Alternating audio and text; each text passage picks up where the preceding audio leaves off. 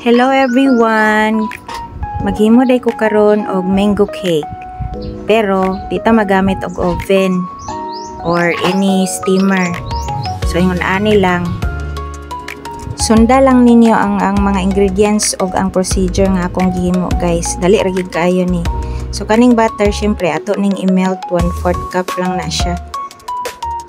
Graham dayon nga katong crush 1 pack ana. Ibutang na dayon ang melted butter para pa-bind lang na siya sa imong crushed graham para pagbalhin nimo niya sa molder or sa imong baking sheet kani siya mapuwas-puwas na siya ang bottom sa baking sheet guys para sayon ra nimo pag unmold niya. Ana i-flatten lang nimo siya para ma-even lang ang sa bottom niya nga sudlan nato sa atong butter on niya. O siyang press gyud. Ana lang. Then set aside dayon sa kalaha butang kag 2 tablespoon nga gelatin unflavored o 2 cups dayon nga gatas evaporated milk or fresh milk. 1 can dayon nga mango flavored condensed milk.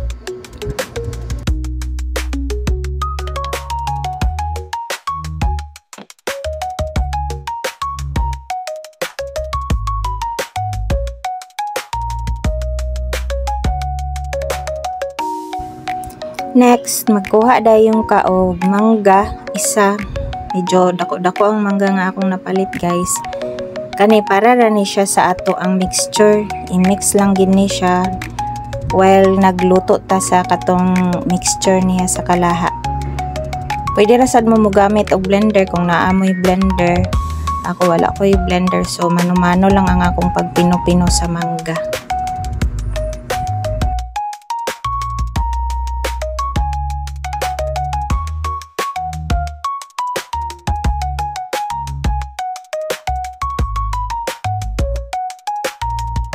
Next, isalang na dayon nato siya sa burner.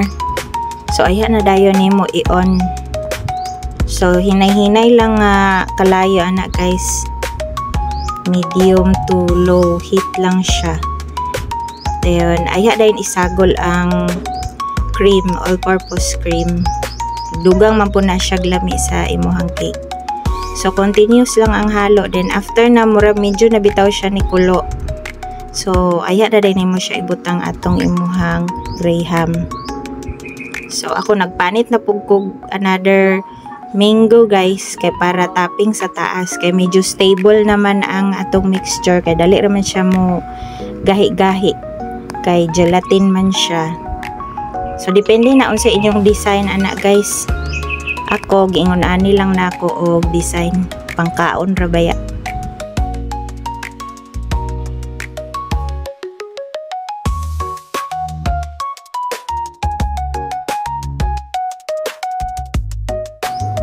Nag-additional lang pugkog saging guys, pang toppings lang para dugang-dugang lang sa design sa ibabaw.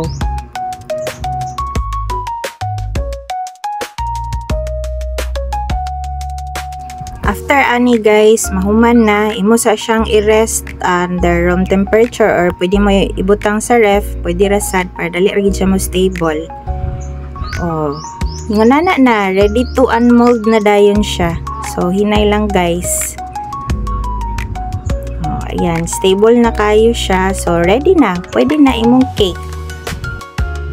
Pwede sad nini mo siya i-serve sa mga occasion, birthday, o any occasion. Kung naakay madalian nga mga handaan guys, pwede nini mo siya i-serve mga pang dessert.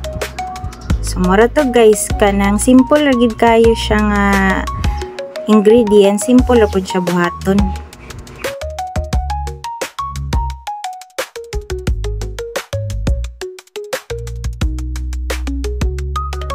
Oh, di ba? Gwapa kayo imong cake.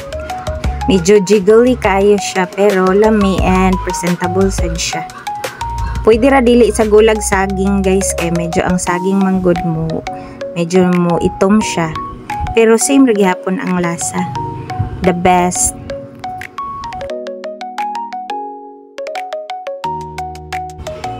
And since human na may kaon, so taste test na ta.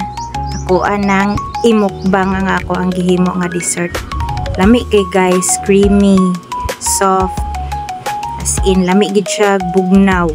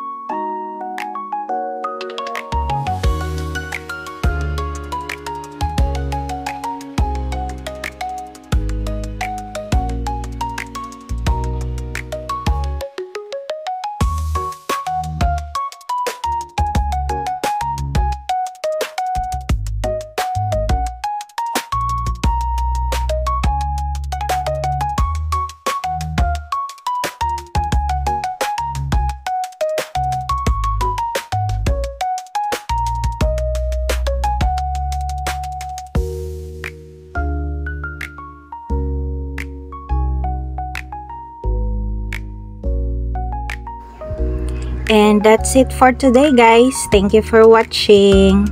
Sa my next one. Bye!